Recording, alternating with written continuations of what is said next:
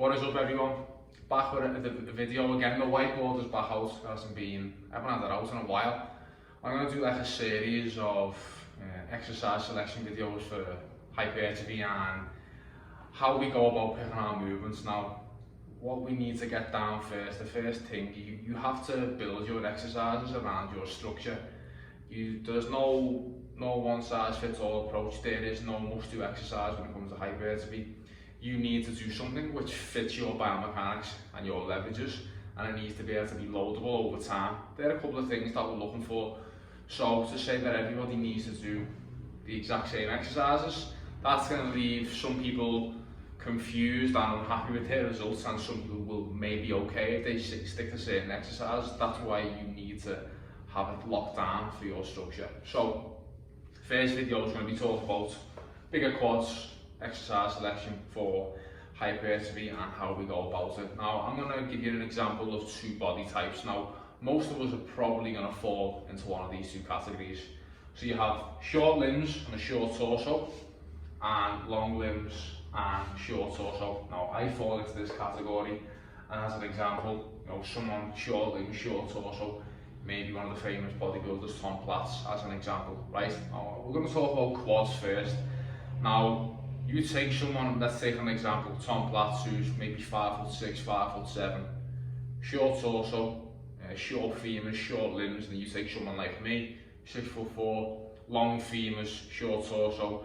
You look at us side by side together, how can you expect us to use the exact same exercise in the exact same fashion and get the same results? It's obvious that it's not going to work. Now, Tom Platz is famous for saying, back squats are superior. Why would we do an inferior movement in a leg press? Look, I like Tom Platz, but that's all the bullshit. Back squats are great for him and people who are built with his structure, because they can stay more upright and get more knee flexion with a traditional barbell back squat. Whereas someone like me, it's going to be all lower back. I'm going to be folded over. I'm going to get a great spinal erector and glute stimulus, but I'm not really probably going to get the best quad stimulus because of other muscles taking over. So let's talk about someone with a Tom Platz style build. What exercises are they going to need to build bigger quads? Now, as I say, normal back squats are going to work very well for them. Now, if we talk about the stability that you don't have for the back squats, which I'll get into with machines, is it a superior or inferior movement? Again, that will depend on what you prefer to do. But as an actual exercise to load the target tissue of the quads, if you have short limbs and a short torso, a back squat will be great for you. It won't be a problem.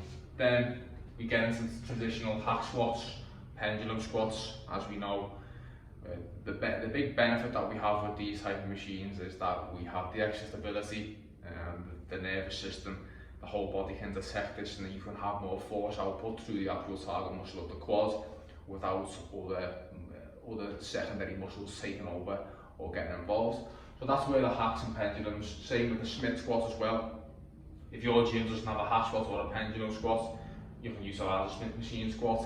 Again, another one, leg presses. Most gyms are going to have a leg press, so you're going to be good to go there. Now this is where it gets interesting as well. Leg extensions, if you want to fully develop your quads, you need leg extensions in there. You're never going to fully develop four heads of the quads if you don't have leg extensions. Now it's all to do with the rectus femoris. Now the rectus femoris, it's a muscle that crosses both the hip and the knee joint. It's a biarticular muscle. So that means in order to fully develop that, you need to isolate knee extension in the absence of the hip, so hip flexion or hip extension. So that's what if we're on a leg press, we can isolate the rec fem, which is knee extension in absence of the hips. So you will need a leg extension. There's a reason all the best bodybuilders in the world are big on leg extensions. Again, to fully develop the quads, that's what you need. And then that takes us into single leg work. Any sort of, whether it be lunge, which gives us a lot of knee flexion. So it could be a front foot elevated reverse lunge, even a front foot elevated Bulgarian split squat. I personally like these on a Smith machine because we have the extra stability from the Smith machine that we don't get if we have dumbbells. So again, that's another good one for us. So if you have short limbs, short torso, it's pretty simple. You can use any of these and you're going to get bigger quads, right? It's pretty simple. Now, if you have long limbs, short torso, again, someone like me, a lot of taller individuals can fall into this bracket as well if they have long femurs and a shorter torso. You will see a lot of the exercises are the same, but the way we go about them are slightly different. Now, with the back squat, can you do back squats and get bigger quads if you have this sort of build? You can do, but it's probably not the best choice.